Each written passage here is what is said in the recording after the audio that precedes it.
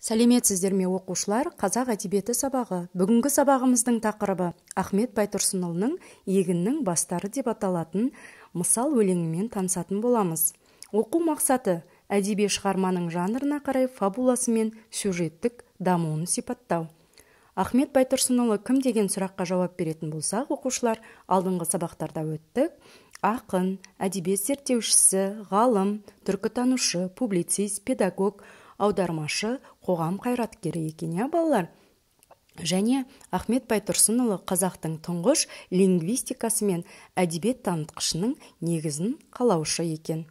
Оқушылар, біз бүгінгі сабақта Ахмет Байтұрсынұлының егіннің бастары деп аталатын өлең мысалмен таныс боласыздар. Сондықтан мына бір бейне жазбаға мән беріп қараңыздар. 40 мысал деген атпен 1909 жылы Петербургте бастырып шығарады. Тақырыптық ауқымы кең, көбіне өлең үлгісінде жазылатын мысалдардың кейіпкерлері көбіне аң, құс, өсімдіктер, кейде адамдар да болып келеді. Мысал өлеңдерде қоғамдағы адамдыққа жат қылықтар, адам бойында кездесетін кереңсіз мінез құлықтар сыналады. Соңы ғибратты түйіндемемен аяқталып отырады. Егіннің бастары 40 мысал жинағындағы мысал өлеңдердің бірі. Өлеңді егіс даласын аралап келе жатқан әке мен баланың диалогы арқылы тәрбиелік мән терең ой айтылады.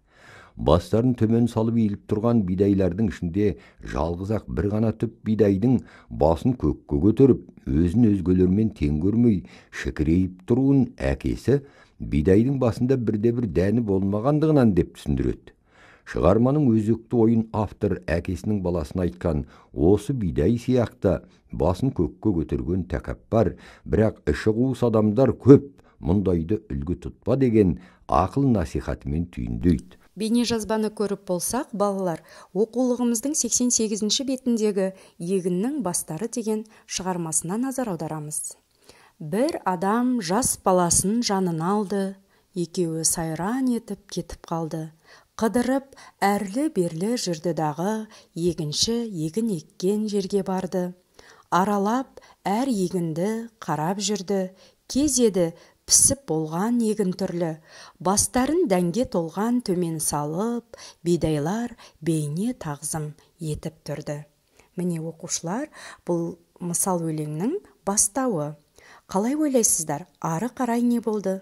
Жолда келе жатқан әкесі мен баласы өздеріне тағзым етіп тұрған бидайлардың арасынан қандай бидайды көрді? Баласы әкесіне не деп сұрады? Ал әкесі қалай үн қатты?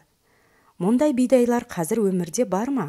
Сіздер осы сұрақтардың жауабын мысал өлеңді соңына дейін оқу арқылы жауаптарын табатын боласыздар. Сондықтан әрбір оқушы егіннің бастары мысал өлеңін оқиды. Ары қарай оқушылар ой түрткі сұрақтарына жауап береміз. Мысал өлеңде кімдер туралы айтылды? Баласы әкесіне қандай сұрақ қойды? Әкесінің жауабы қандай болды? Саған қандай бидай ұнады? Және неге? Неліктен? Міне осы сұрақтарға ауызша WhatsApp желісі арқылы жауап береміз. Оқушылар, дәптерімізді ашып, бүгінгі күн ретін жазамыз. Және шығармадағы сюжеттің композициялық құрылымына талдау жасаймыз. Бірінші шығарманың басталуы, екінші шығарманың байланысы, үшінші шығарманың шиеленісуі, төртінші шығарманың шарықтау шегі және бесінші шығарманың шешімі. Шығарманың сюжеті бойынша тапсырманы дәптерімізге орындаймыз. Келесі тапсырма оқушылар, оқулығымыздың 89-ші бетіндегі екінші, үшінші тапсырмаларға жауап береміз.